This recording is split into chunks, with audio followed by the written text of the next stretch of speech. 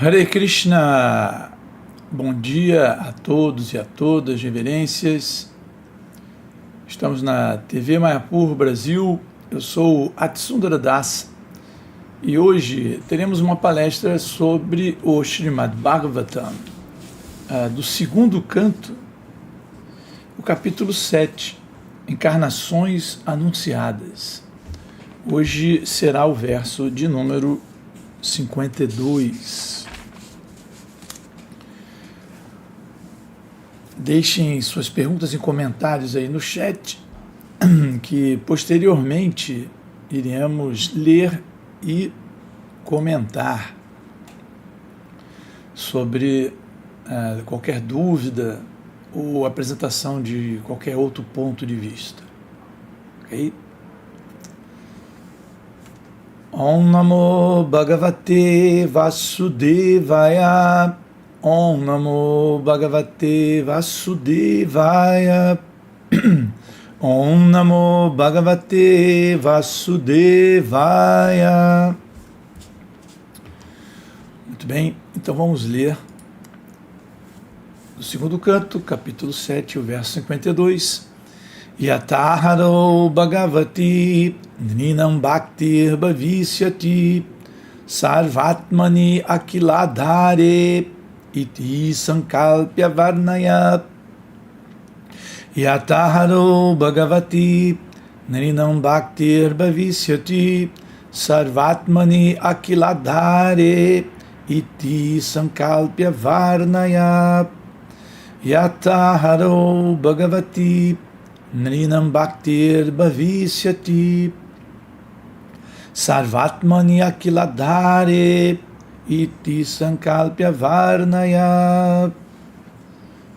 Tradução, significado dados por sua divina graça Bhai Charan Charanavida Swami Bhaktivedanta Srila Prabhupada Ki.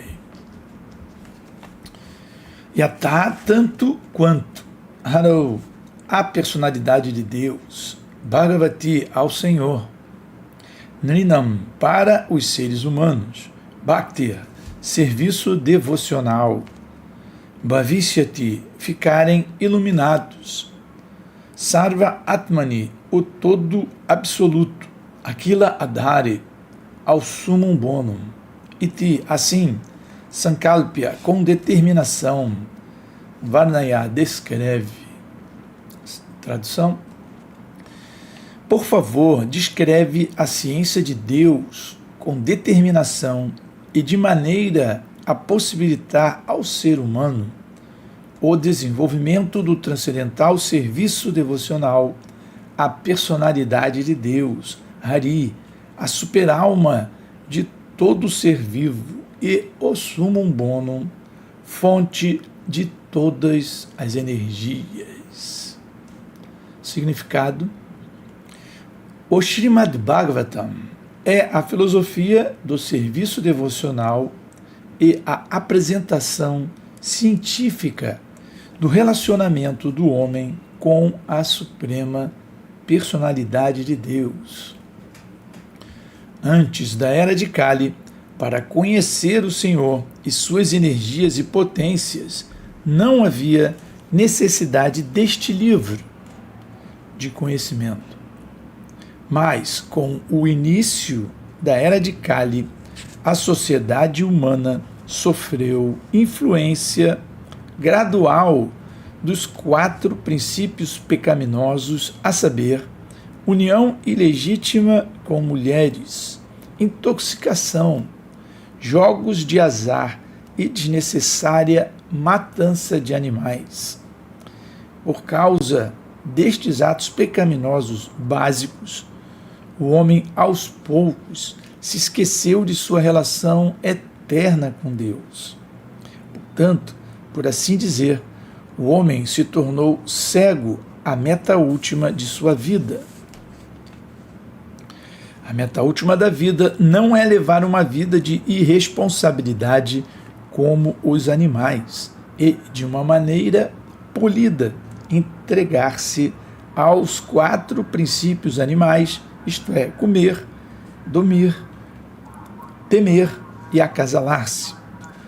Para essa sociedade humana cega, que está na escuridão da ignorância, o Srimad Bhagavatam é o archote que ajuda a ver as coisas na perspectiva correta. Por isso, era necessário descrever a ciência de Deus desde o seu começo, ou desde o próprio nascimento do mundo fenomenal.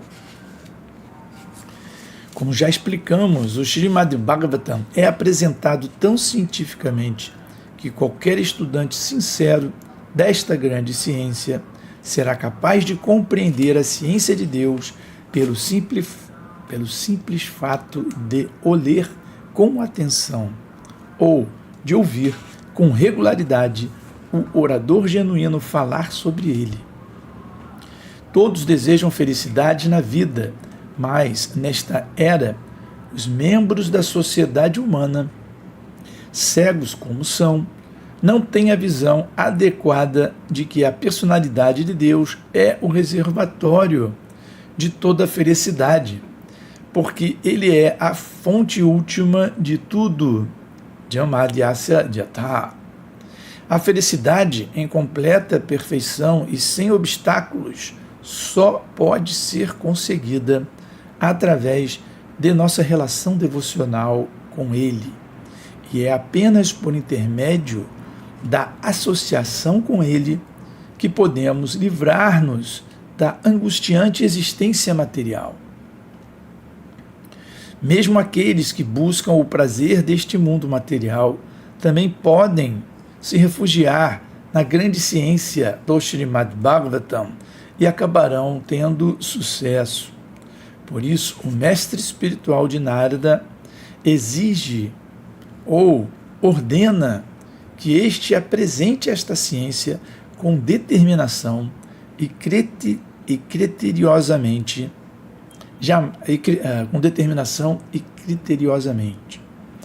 Jamais se aconselhou a Narada que pregasse os princípios do Bhagavatam para ganhar a vida.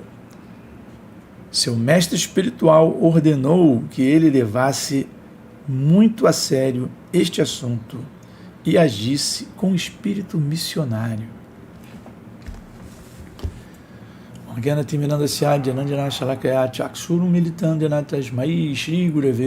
Nasci na mais escura região de ignorância, porém meu mestre espiritual abriu meus olhos com a luz do conhecimento transcendental e a ele ofereço minhas mais humildes e respeitosas reverências.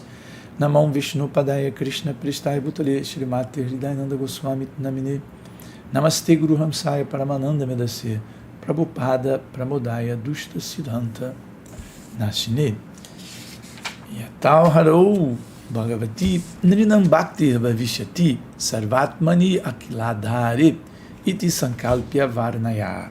Por favor, descreve a ciência de Deus com determinação e de maneira a possibilitar ao ser humano o desenvolvimento do transcendental serviço devocional à personalidade de Deus, Hari, a superalma de todos os seres vivos, e o Summum Bonum, fonte de todas as energias.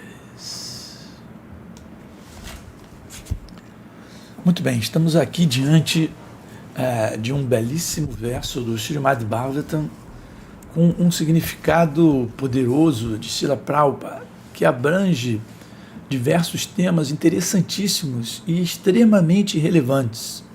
Vamos passar a fazer alguns comentários sobre o verso que foi lido e, principalmente, procurar expandir os comentários de Srila Prabhupada, que eles, por si mesmos, embora sejam autoevidentes, eles são uma matéria rica, riquíssima, para nós podermos comentar e podermos expandir a compreensão e o efeito que tais comentários sobre o Srimad Bhagavatam têm sobre nós, almas condicionadas, buscando a nossa libertação desse mundo material através do atingimento do amor puro pela suprema personalidade de Deus, sendo este o processo que nós seguimos, o processo da Bhakti Yoga.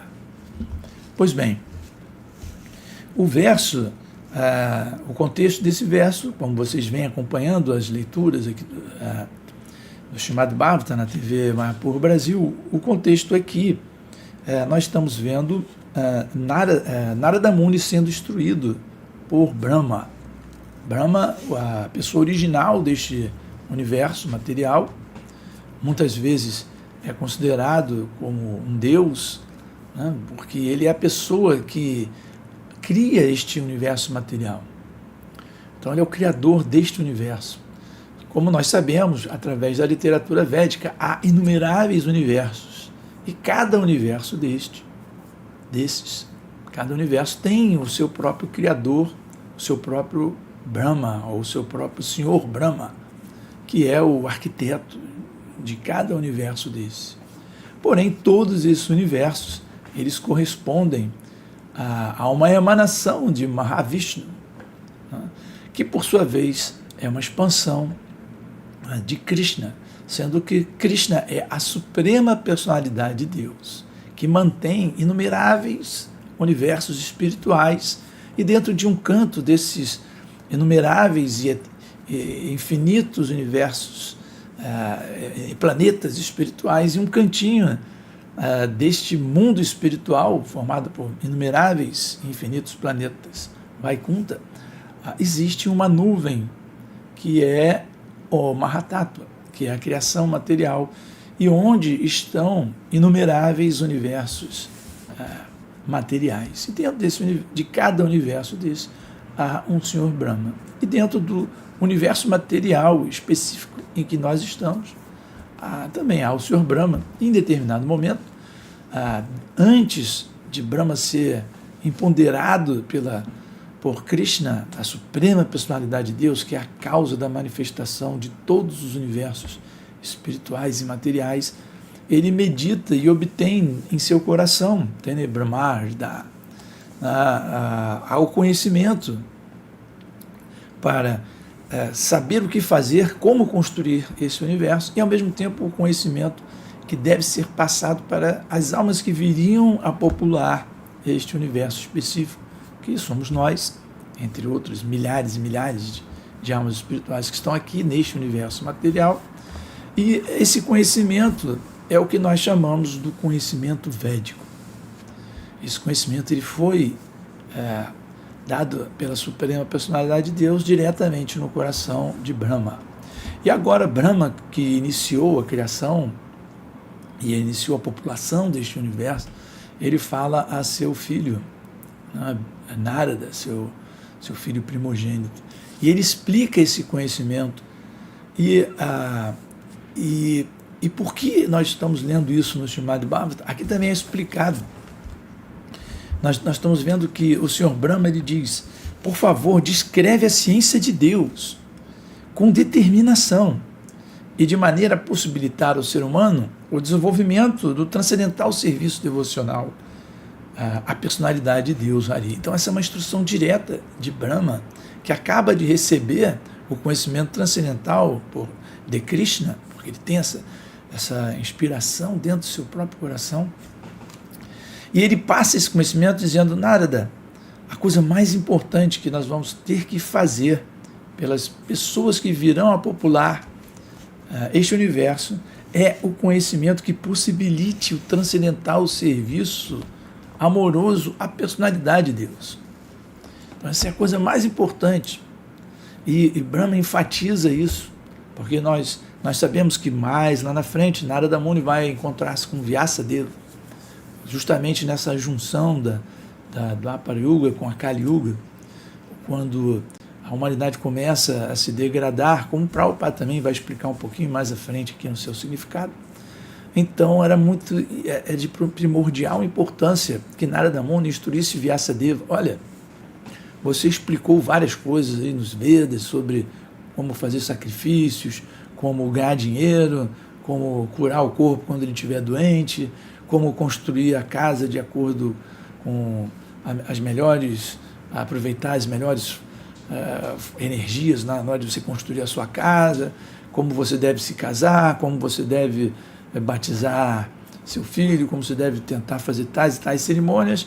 e até concessões. Por exemplo, se você quer comer carne de animal, você pode, num determinado sacrifício, de determinada forma, fazer isso e tal. Então, como nós sabemos, Vyasadeva, na hora que começou a escrever o conhecimento védico, e aqui nós estamos vendo a importância disso, por quê?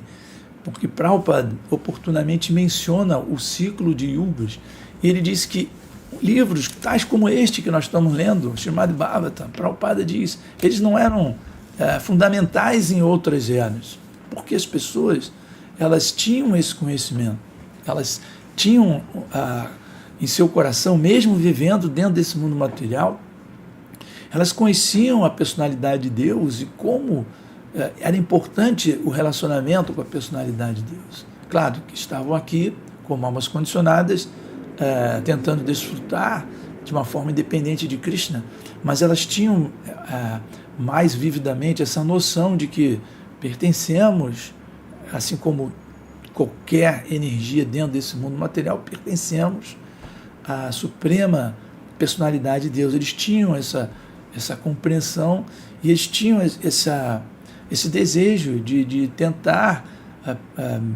levar uma vida de acordo com o Dharma, para que pudessem gradualmente atingir a perfeição espiritual na vida. Porém, e Prabhupada menciona isso daqui de uma forma muito evidente, com o avançar da Kali Yuga, isso foi se perdendo. Por quê? Prabhupada menciona especificamente os 4 princípios pecaminosos, não é? Que a associação irrestrita sexual, associação sexual irrestrita entre as pessoas, a intoxicação, jogos de azar, mentiras, enganações, né? E matanças de animais desnecessárias. Então, quando a humanidade começou a viver nos tempos de Kali Yuga, nós vamos lembrar que a personalidade de Kali, ela vem justamente quando o menino Brahma amaldiçoa Pariksit Maharaj, e aí vem o declínio da classe brahmínica, porque nós tínhamos brahmanas sábios em profusão dentro deste mundo, que sempre estavam nos alertando e através de seu próprio exemplo pessoal, nos inspirando, né, como humanidade, né, a seguir os princípios do Dharma. Porém, essa própria classe, ela começa a se degradar no início de Kali Yuga. É claro que isso é um fator de Kali Yuga, né, que provoca essa degradação, esse esquecimento. E ele ficou desnecessariamente irado com o Pariksit Maharaj, que não era simplesmente um kshatriya, mas um devoto puro da personalidade de Deus, e ele amaldiçoa Pariksit Maharaj. E nesse momento, quando a intolerância brota no coração da classe brahmínica, da classe sacerdotal, aí Kali Yuga tem chances de avançar. E aí começa a degradação da memória, da inteligência, e isso parece ser contraditório, né? Porque quando nós lemos notícias do mundo atual, nós vemos, cada vez estamos avançando mais em tecnologia, e cada vez tem um modismo, né? Agora fala-se muito de inteligência artificial, então nós temos a impressão de que estamos evoluindo. Porém, quando nós nos deparamos com questões relacionadas à compreensão da nossa existência dentro deste mundo, quando nós, ou simplesmente em nossa própria organização social, quando nós nos deparamos com fatos de que milhões e milhões e talvez bilhões de pessoas não têm uma vida digna, então há uma falência social crescente, nós temos guerras e guerras, nós temos agora acontecendo nesse planeta conflitos armados com interesses obscuros, e muito difícil você entender a verdade do que está acontecendo, quais são os jogos de poder por trás dessas guerras, desses conflitos.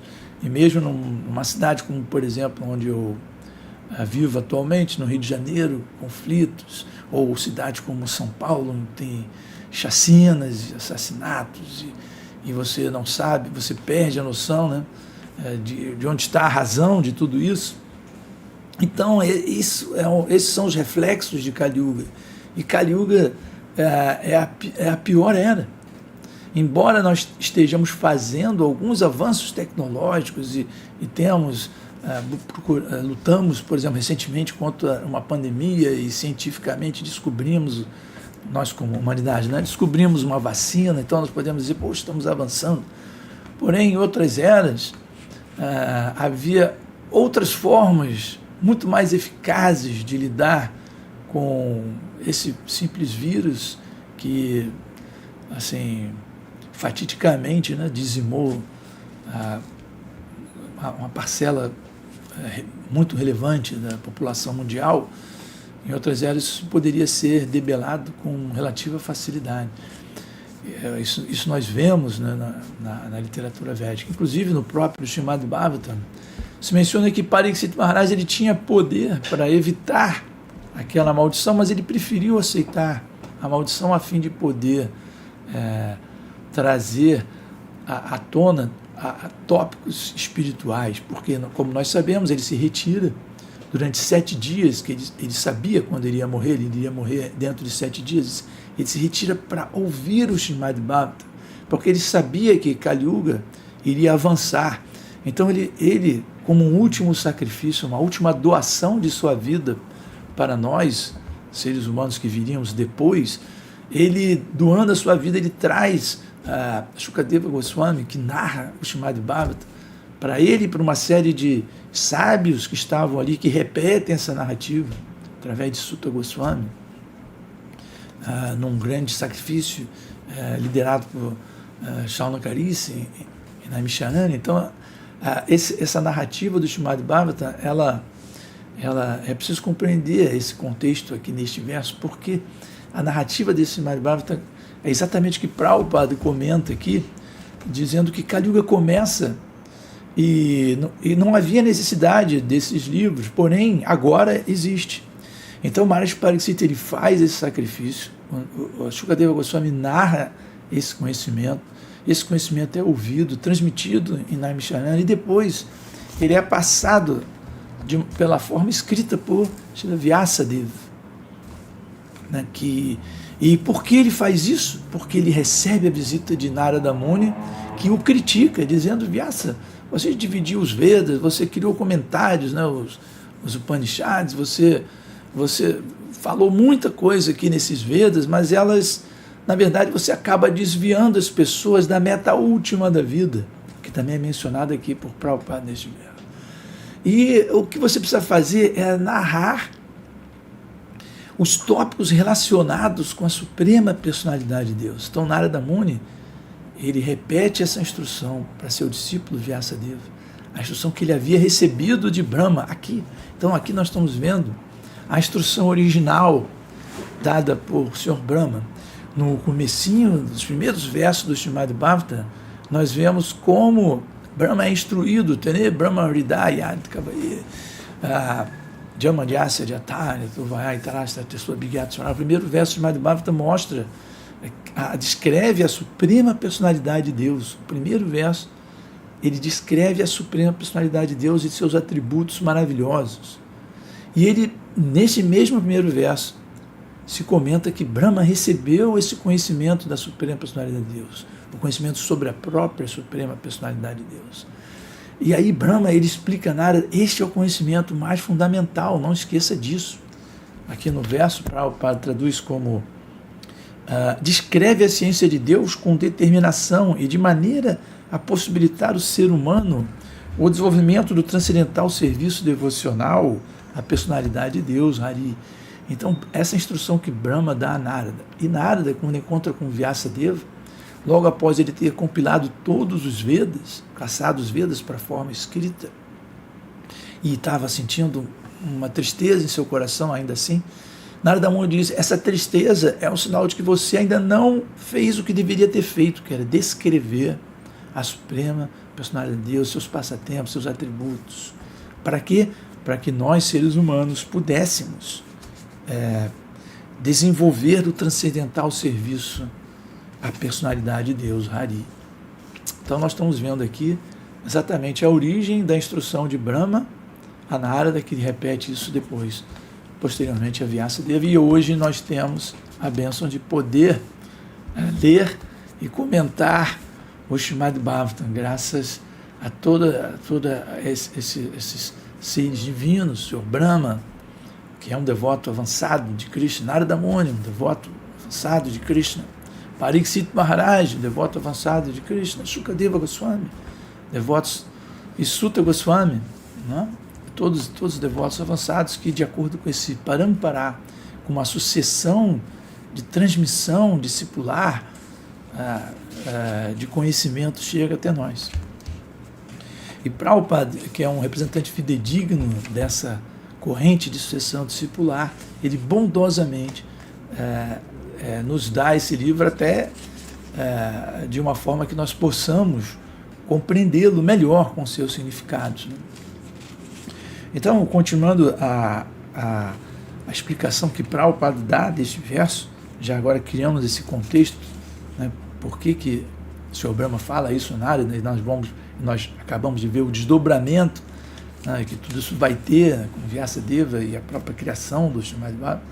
Prabhupada diz o seguinte, que o homem tornou-se cego à meta última da vida, com o advento de Kali Yuga, com a degradação da sociedade humana, a degradação das pessoas, de nós, seres humanos, né?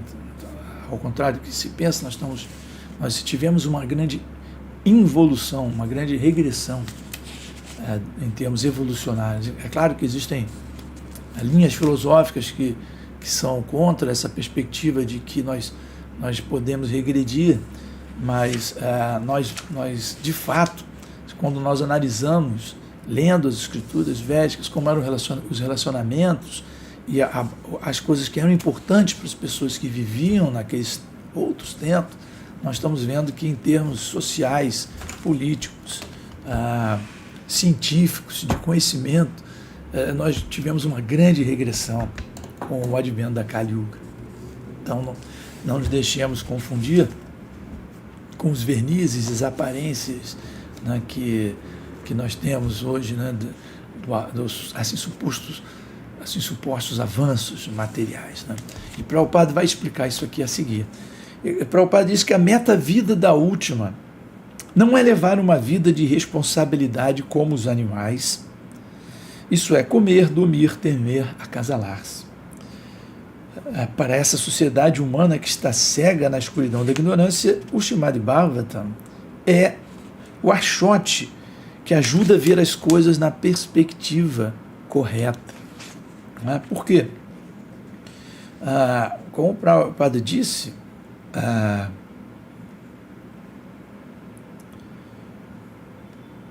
que embora os homens entreguem-se de uma maneira polida a essas atividades, ainda assim eles são os 4 princípios da vida animal. O que isso quer dizer? Que, por exemplo, quais são esses princípios, né? Comer. O animal come. Nós temos lá as vaquinhas no campo, se deixá-la em paz, ela vai lá na grama, come, o cavalo come, o tigre caça e come. Os animais têm a sua própria maneira de se alimentar, então eles estão se alimentando, todos os animais estão se alimentando, cada um de acordo com a sua natureza. Você tem animais herbívoros, tem animais carnívoros. Nós temos também, além dos animais, temos outros seres vivos, as plantas, por exemplo, elas se alimentam também de água através das suas raízes, elas pegam a substância do solo. Então, comer, não tem nada demais nisso. Então, enquanto um animal está ali no meio do mato caçando, mas tem lá um tigre ou um leão caçando uma zebra, o que for,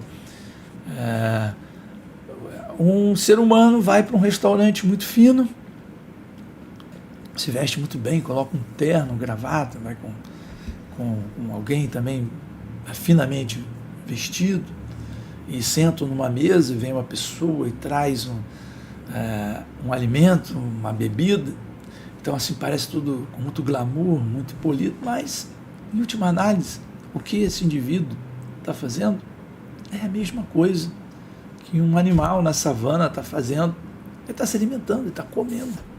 Então, você pode dourar, né, esse fato de você estar lá comendo num restaurante muito chique em São Paulo, onde for, Nova York, mas, em última análise, a pessoa está comendo só, não está fazendo mais nada além de comer. É a mesma coisa que o animal faz, só que de uma maneira mais sofisticada e mais polida. E outras coisas, por exemplo, o animal teme, né? Quando você observa um passarinho, ele tem aquele jeito, né? Vira o pescoço para cá e para cá, aquilo ali é medo. Ele tem medo de que algum predador possa estar ali perto, né? Um gato, um gavião, um passarinho, ele o tempo todo ele está temendo. Então, aquela coisa dele correr rapidinho de um galho para outro, pular e ficar olhando, aquilo é medo. Não é nada assim romântico, os passarinhos voando, eles estão morrendo de medo o tempo todo, estão temendo. E eles fazem isso para se defender. Os seres humanos, o que eles fazem? Constroem armas, né? Nós temos aí uma discussão se devemos andar armado, não devemos, precisamos de arma, não precisamos, mas é porque é a questão do medo, a defesa, né? Isso é medo, isso vem do medo. Então, embora nós tenhamos armas sofisticadíssimas, nucleares, termonucleares, armas biológicas, não é? Tudo isso nós criamos como humanidade, nós criamos porque temos medo. E nós achamos que se nos cercarmos, se meu país tiver o maior número de armas nucleares do mundo, então nós temos aí uma ameaça tática, né, que fazemos, né, que chama-se de dissuasão, né? Se estou armado, eu posso dissuadir outras pessoas a me atacarem. Essa é a filosofia armamentista. Então, se eu tenho uma coleção de armas, provavelmente eu vou dissuadir outras pessoas a virem me atacar. Ou seja, é medo. Temos medo de ser atacados. E aí nos cercamos de armamento. O animal também tem medo. E esse medo é expresso e vivido intensamente. Então o homem tem essas armas sofisticadíssimas, essas pesquisas científicas avançadíssimas para criar radares mais sofisticados ou aeronaves que não são detectadas pelos radares mais sofisticados. Tudo isso é medo. Então o homem teme, a humanidade teme e o animal teme. Não há diferença nenhuma. Tem uma forma mais polida de você expressar o seu temor, né? Então mas na verdade é medo, é o mesmo medo, o mesmo sentimento de medo comum. E outro aspecto é o aspecto de dormir. Os animais dormem, né? Quem tem animais em casa sabe que seu pet, em determinado momento, vai deitar ali. Uns são mais abusados, né? Deitam no sofá ou na cama. Outros vão deitar ali num cobertorzinho e vão dormir. Tudo bem, quando o animal está dormindo ali no seu cantinho e você na sua cama sofisticadíssima de um colchão de milhares de dólares, magnético, de água e de sistemas ultramodernos, tecnológicos, quando você dorme, você está fazendo a mesma coisa que o animal faz quando ele dorme. Os dois estão dormindo. O que vocês estão fazendo? Dormindo. É a mesma coisa. Então, fazer de uma maneira mais polida ou sofisticada é a mesma atividade. Então, o animal come, você come. O animal dorme, você dorme. O animal teme, você teme. E, por último, acasalamento, sexo, né?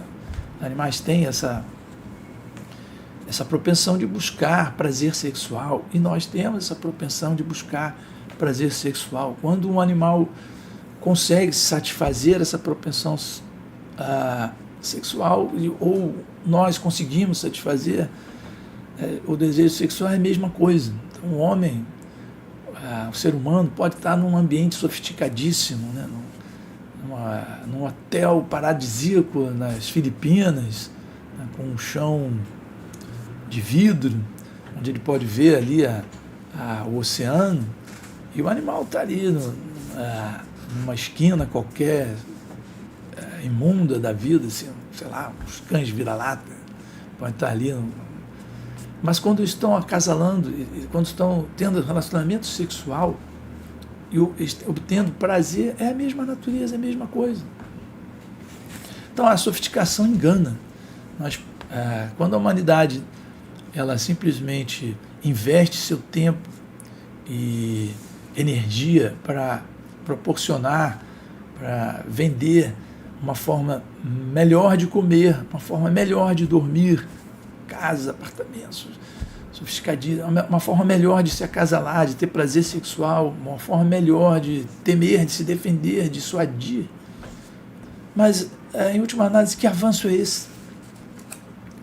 E Prabhupada menciona isso porque a meta da vida não é essa. A meta da vida não é fazer o que os animais fazem de forma mais sofisticada. Essa é a grande ilusão, né, de Kali, a era de Kali. Né? É o grande conto do vigário. Né? A gente tem o famoso conto do vigário, né, daquele conto da pessoa que busca uma pessoa inocente. Olha, eu estou vendendo aqui a ponte Rio-Niterói. Ou estou te vendendo aqui está vendo aquela estátua lá, o Cristo Redentor, ali no Corcovado, aqui no Rio de Janeiro, né? Eu estou vendendo, aqui tem um bote, que isso é oportunidade única. Então a pessoa tenta aplicar um conto do vigário, né? Vender o pão de açúcar. Né? Assim, e as pessoas vão, você está vendendo mesmo, né? Esses dias eu estava lendo assim, que tem golpes, né? Cada vez golpes mais sofisticados, pessoas que se fazem passar por pessoas do banco, pedindo alguma coisa do seu cartão do banco, a sua senha, alguma coisa, ou te mandam algum arquivo para você clicar ali e você abre pensando que é um negócio, e na verdade aquilo é um vírus que acaba te afetando o teu sistema computacional, né? Então é a mesma natureza. Então a Kali, essa era de Kali, a personalidade de Kali, ela tem esse conto do vigário. Olha, você está comendo de uma maneira espetacular. Você está, olha só esse restaurante, olha só esse prato refinadíssimo de um cozinheiro francês. E na verdade o animal que está ali comendo a atividade, né, o gosto, o prazer, o fato de estar se alimentando é o mesmo. Então é uma enganação, é um conto do vigário que a meta última é acumular dinheiro para ir num restaurante caro. Ou ter assim, um sistema de segurança imbatível na sua casa, câmeras e sensores de movimento. Então, as pessoas, quando elas conseguem muito dinheiro nesse mundo, quando elas conseguem muita fama, depois elas vivem prisioneiras, né, de andar com milhares de seguranças, pessoas que têm que se disfarçar, né, para não serem reconhecidas. Na rua mudam tudo, pintam o cabelo, botam peruca, óculos escuros. Então isso tudo é o medo.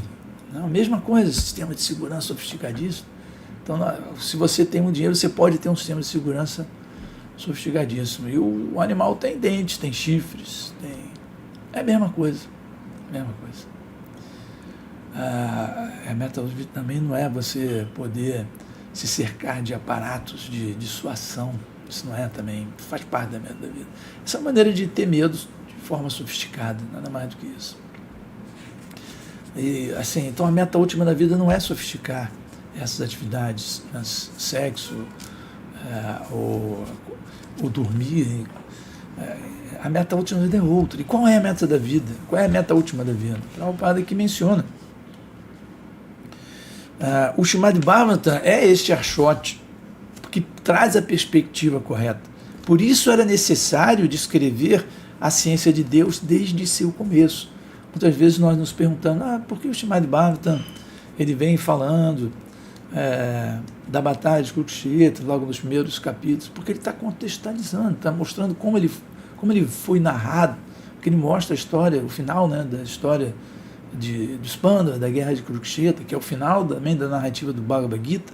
Tem que lembrar que o Srimad Bhagavatam é uma pós-graduação do estudo, da graduação que é feita no Bhagavad Gita. Então está tudo interligado, você passa, o Bhagavad Gita começa ali daquele ponto, terminou a batalha de Kurukshetra, e Krishna está no planeta, e ele dá as últimas instruções, e aí tem todo o que eu já mencionei, né, a maldição de Maharaj Pariksit, toda essa encenação, o Srimad Bhagavatam, ele é falado naquele contexto, né? Então os primeiros capítulos são assim, e em seguida há uma descrição da ciência de Deus. O Prabhupada menciona isso como ciência de Deus. Por isso nós falamos das encarnações de Krishna que vão aparecendo, mostrando a existência da Suprema Personalidade de Deus. Então isso é um ponto de inflexão dentro desse conhecimento védico. O conhecimento védico ele é muito amplo, e ele pode ser muito prático, muito útil, né? Como eu já mencionei, no Ayurveda há questões de como você tratar a saúde, né? Você tem cosmologia, astrologia védica, que pode lhe dar uma descrição de perfis psicológicos e de influências que você possa ter. Você tem vasto Shastra, né? Como construir, você tem inúmeras fontes de conhecimento dentro dos Vedas. Porém, a ciência de Deus precisa ser descrita desde o começo, e por isso ela é feita no Srimad Bhagavatam, que ela é superior a todos esses outros aspectos da literatura védica. E aí ele lida diretamente com a meta última da vida. Não é? E aí, Prabhupada explica que o Srimad Bhagavatam é apresentado tão cientificamente que qualquer estudante sincero desta grande ciência será capaz de compreender a ciência de Deus pelo simples fato de o ler. Ou, ele continua, né, ouvir com regularidade o orador genuíno falar sobre ele. Né, porque esse programa, que eu sou fã da TV Mayapur Brasil, né, faz trazendo oradores sinceros, né, para estudantes sinceros, para que esse conhecimento possa ser efetivo, para que nós possamos compreender essa grande ciência.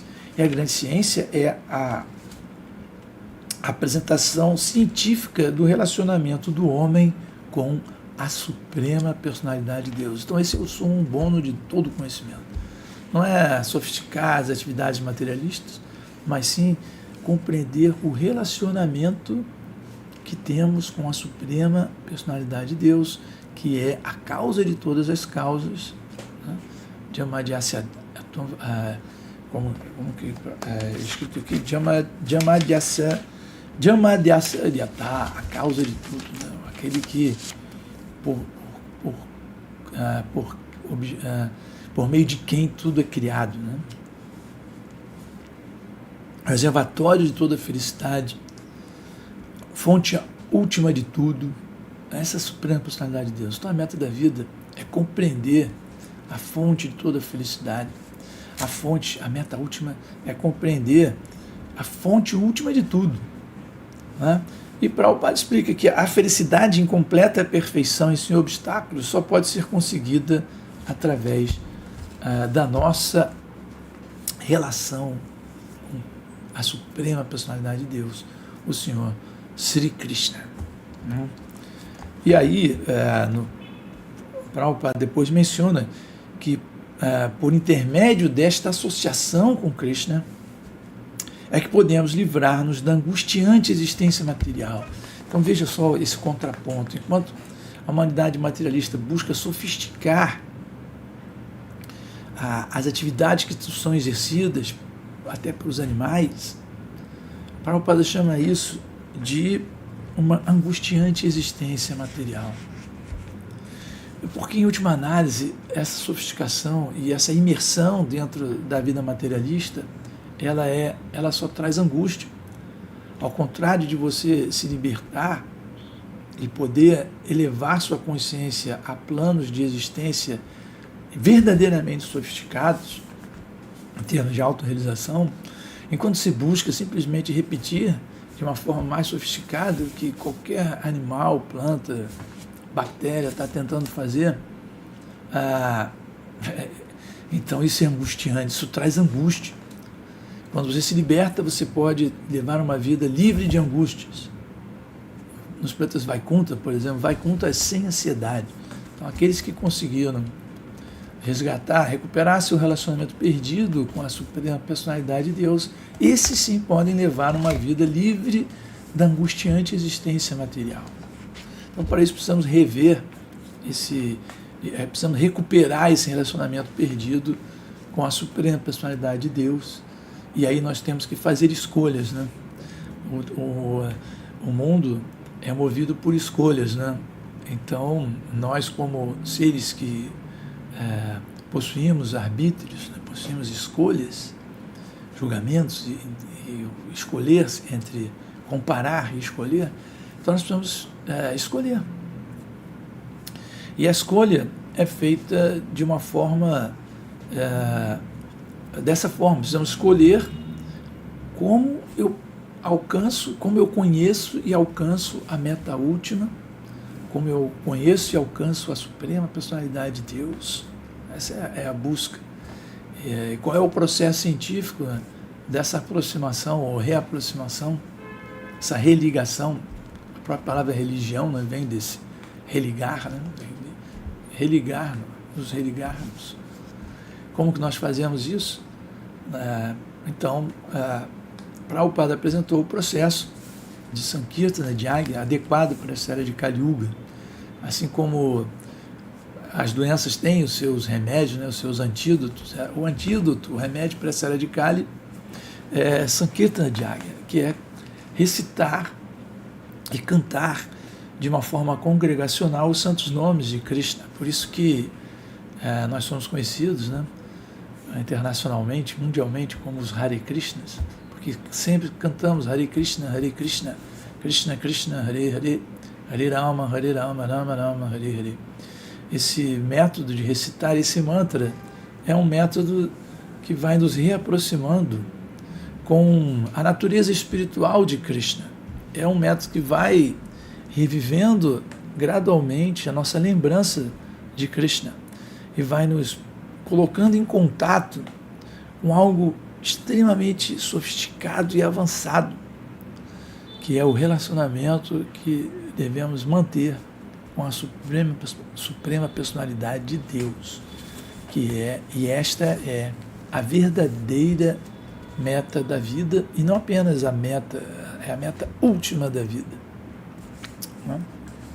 Que é recuperar esse conhecimento. Por isso que dentro desse mundo material não há nada mais sofisticado, não há nada mais avançado e nada mais desejável, importante, fundamental, podemos usar vários adjetivos, né, do que recuperar esse relacionamento perdido com Cristo. E por isso nós estamos vendo aqui, neste verso, a ênfase que o Senhor Brahma dá a esse ponto especificamente para Narada Muni. Certo? Bem, então vamos ler mais uma vez o mantra de hoje, né, o verso de hoje, e depois podemos caminhar para o encerramento. Vamos depois ler o chat. Então, se você que está nos assistindo quiser fazer alguma pergunta, trazer alguma dúvida, algum ponto de reflexão, alguma consideração, fiquem à vontade. E eu vou ler mais uma vez aqui o mantra. Então, hoje nós lemos Srimad Bhagavatam 2.7.5.2 Yataharo Bhagavati Nrinam Bhakti Bhavishyati Sarvatmani Akiladare Iti Sankalpya Varnaya. Por favor, descreve a ciência de Deus com determinação e de maneira a possibilitar ao ser humano o desenvolvimento do transcendental serviço devocional à personalidade de Deus, Hari, a superalma de todo ser vivo e sumum bonum, fonte de todas as energias.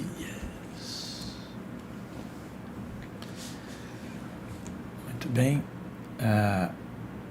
Então, vamos ler aqui o chat. Vamos começar ali do comecinho, né? Que é sempre uma boa a gente começar pelo comecinho, né? Ramakanta, bom dia, Hare Krishna, salve para Bodhisundara, Hare Krishna. Não sei se esse é o começo. Um momento aqui, por favor.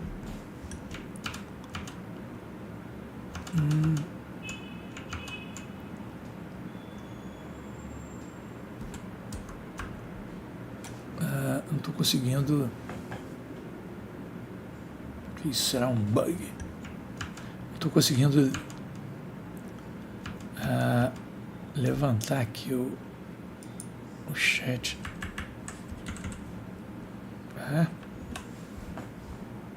Meu mouse não responde. Problema na tecnologia. Deixa eu tentar uma outra coisa aqui, só um momento.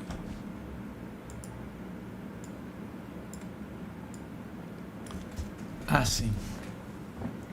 Acho que agora vai.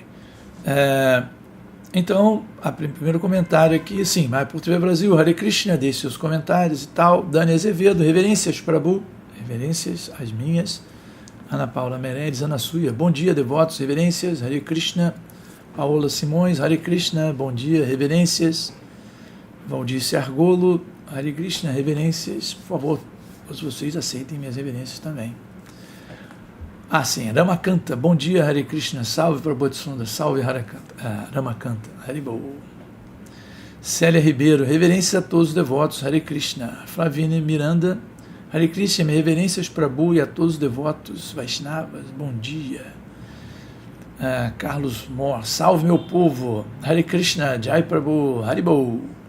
Pavaka Devidasi, Patrícia Pinheiro da Silva, bom dia a todos, Hare Krishna, bom dia a todos e minhas reverências, as minhas também. Sundari, Ayurveda, Jai, Haribol, Hare Krishna, reverências, todas as glórias a Srila Prabhupada.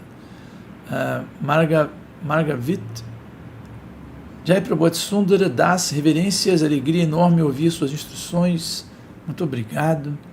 Eu que fico muito alegre de estar aqui, falando para todos nós, né, para todos vocês, todas as glórias aos devotos reunidos, isso aí. Sundarangi Devidasi, bom dia a todos, Hare Krishna, reverências Prabhu, aceite as minhas também. Corite Miranda, Jai, Haribol, grazie, eu que agradeço. Jai Prabhupada, que Jai Hare Krishna, Jean Martins, né? Jai Prabhupada, que Jai de Sundaradasi, bom dia a todas as entidades viventes, reverências, Vaishnavas, Gauranga. Chaitanya Gosai, Jai Chaitanya, Haribol, saudades, Hare Krishna Prabhu Sundara, reverências. Koriti Nirantara, quem adverte que o fôlego dos filhos dos homens sobe para cima e que o fôlego dos animais desce para baixo da terra, Eclesiastes.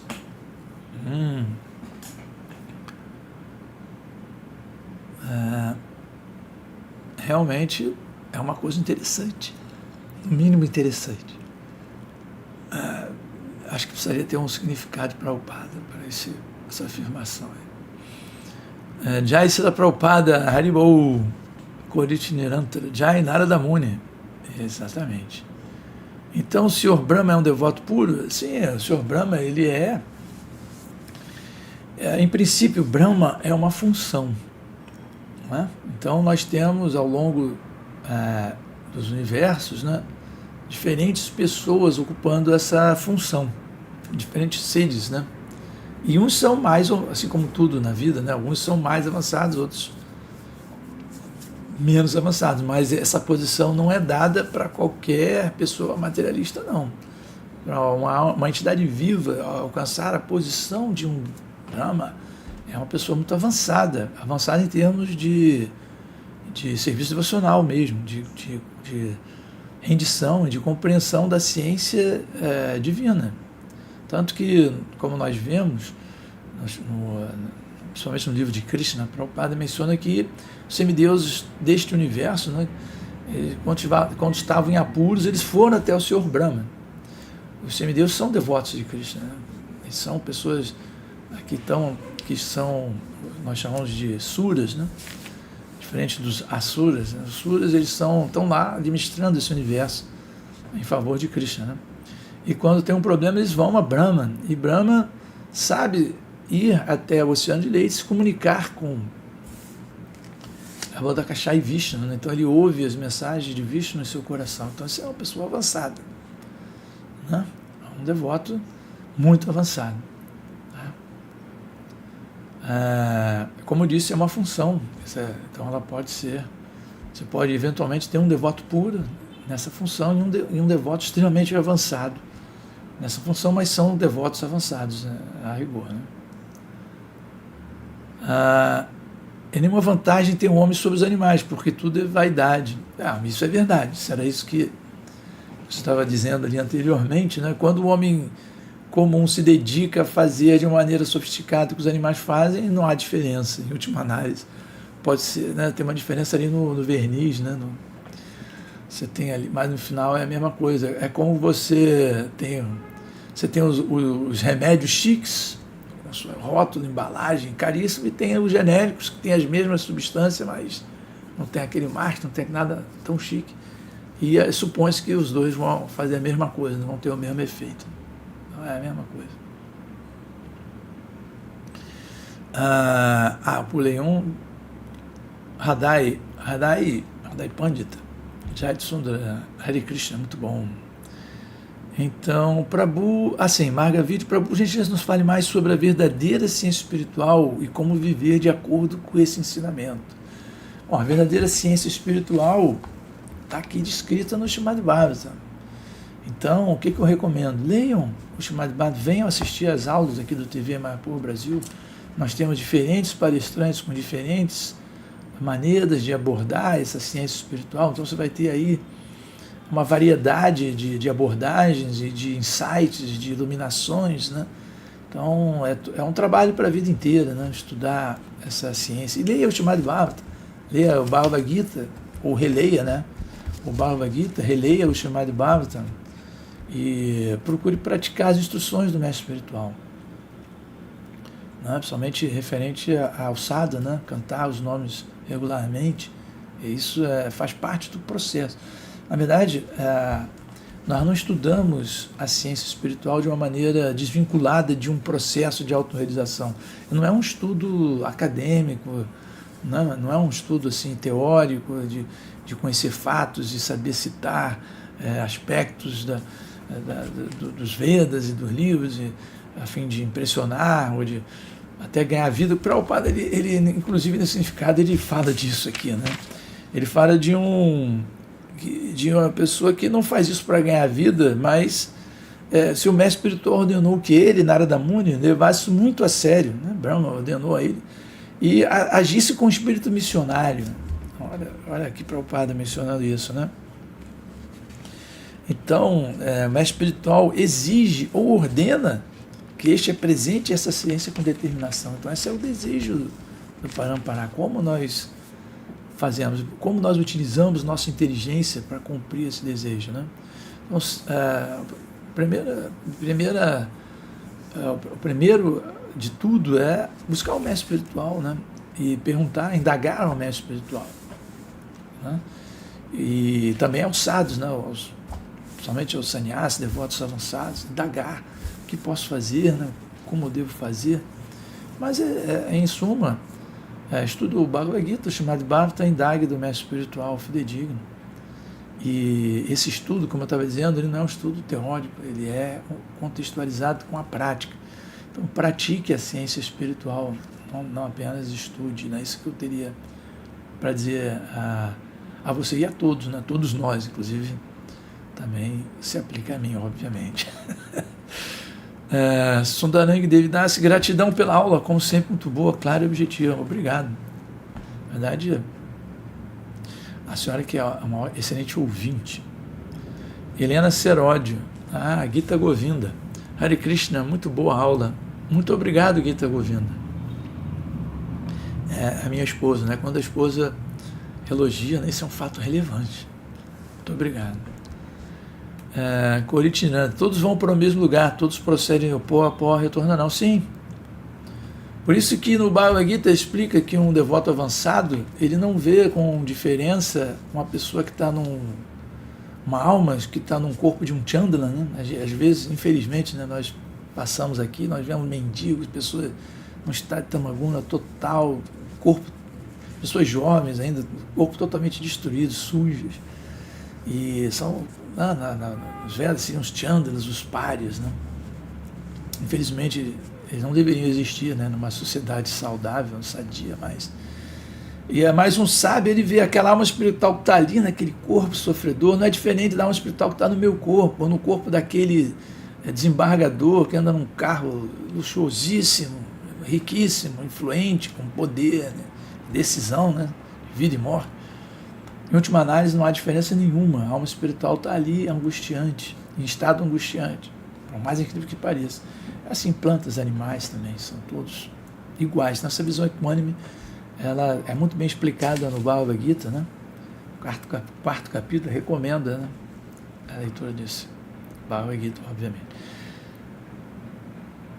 Eclesiastes, precisar de argumentos, sim, deve haver vários argumentos em outras religiões, em outras linhas, que corroboram esse mesmo conhecimento, sem dúvida nenhuma. Pitágoras dizia, já fui mineral, vegetal, animal, hoje sou um homem. Pitágoras, ele é interessante, uma figura, um filósofo interessante, né? Ele criou a escola, ele criou uma escola, na escola pitagórica. Ele era vegetariano, né? Acho que ele promoveu, né, o vegetarianismo, né? Então ele tinha essa noção de outras vidas, ele tinha uma noção, né, de meta da vida como algo além, né? E simplesmente comer, dormir, se acasalar, etc, etc, né? Ele tinha esse propósito, ele mantinha uma escola pitagórica, né? Ele estudava os princípios, ele viajou muito, ele foi ao Egito, muito provavelmente ele teve contato com esse conhecimento dos Vedas também, né? Ele influenciou escolas herméticas, escolas de filosofia, né? Meu mestre espiritual fala de alguns filósofos, ele fala bem de alguns filósofos. Uma vez ele mencionou, de uma maneira divertida, né, que Sócrates tinha realização de Paramatma. Então, alguns desses filósofos antigos, eles lembram que Kali Yuga hoje é muito mais avançado do que naquela época. Então, você ainda vai encontrar provavelmente melhores resquícios, né, de conhecimento transcendental naqueles antigos. Porque a humanidade vem, infelizmente, se degradando, né, no que realmente conta, embora esteja se sofisticando, né, em alguns aspectos, e outros vem perdendo a noção, como a gente fala na gíria, né? Então, sem noção. Essa vida sem noção, ela vem avançando cada vez mais, né? E cada vez mais nós estamos insensíveis, né, ao resultado, né, ao que essa civilização tem de fato. Não para uma minoria que tem direitos e acessos, vantagens, mas assim, se formos ver a humanidade na sua totalidade, quantidade de crianças que não tem menor condição, nem sobrevive à infância, isso é uma quantidade absurda. Isso é um problema. Esses problemas podem ser resolvidos, principalmente com a iluminação espiritual das pessoas, porque como consequência da pessoa buscar a autoiluminação, como consequência ela vai se purificando e se estabilizando no modo da bondade. Então ela começa a poder agir de uma forma mais bondosa. Quando você tem muitas pessoas perseguindo objetivos espirituais, de avançar espiritualmente, provavelmente você vai aumentar a bondade, né? O modo da bondade. E aí podemos melhorar as condições, né, de pessoas e de seres, não só de pessoas, né, de animais, enfim.